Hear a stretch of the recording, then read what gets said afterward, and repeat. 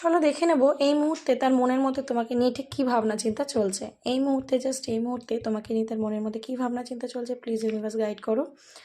তো সে কিন্তু প্রচণ্ড পেইনের মধ্যে রয়েছে আজকে, প্রচণ্ডভাবে পেইনের মধ্যে রয়েছে। সে তোমার কাছে হারিয়ে ফেলেছে না, তার জন্য একটা লস ফিল করছে। সে যদি ভেবেছিল তোমাকে ছেড়ে ভালো থাকবে, বা সে যদি তোমাকে ইগনোর করে ভেবেছিল যে সে খুব হ্যাপিতে থাকবে, না, সে কিন্তু আজকে হ্যাপিতে নেই। তার মন মেজাজ পুরোপুরিভাবে খারাপ, এবং হতেও পারে তার হেলথ ইস্যু হয়েছে, বা হতে পারে সে টাকা পয়সায় কোনোভাবে লস হয়েছে তার, বা কোনো একটা সাইড দিয়ে সে কিন্তু অনেক পেইন ফিল করছে, এবং সে বুঝতে পারছে যে এই যে তোমার সাথে সম্পর্কটা নষ্ট করেছে সেটা কিন্তু সে ঠিক করেনি। তোমাকে হারানোর যন্ত্রণাটা কিন্তু সে মেনে নিতে পারছে না। ঠিক আছে, দূরে আছে সত্য, বাট সহ্য করতে পারছে না, হারানোর যন্ত্রটা নিতে পারছে না, সে লস ফিল করছে।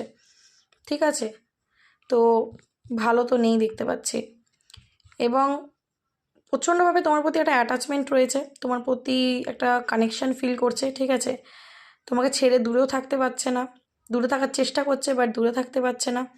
এবং তোমার প্রতি এখানে আমি যেটা দেখতে পাচ্ছি যে তোমাকে দেখাচ্ছে, হয়তো সে খুব নর্মাল দেখাচ্ছে, বাট নর্মাল কিন্তু সে নেই, সে ভেতরে ভেতরে শেষ হয়ে যাচ্ছে।